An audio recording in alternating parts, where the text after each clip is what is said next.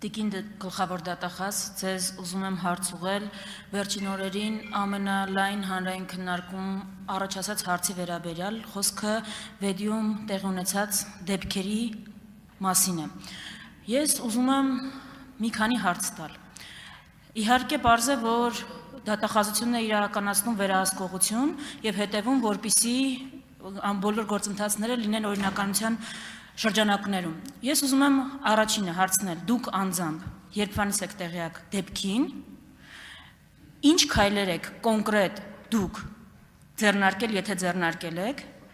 գիտեք արդյոք, որ գործընթացները տեղի են ունեցել օրենքի հարցաքննություն առերեսում կոպիտ խախտումներով եւ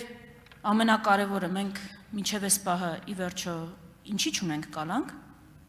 կարծես թե բոլոր հիմքերը դրա կան։ Ուղղակի հիշեցնեմ, որ մենք գործ ունենք փետրվար ամսից ուժայիններին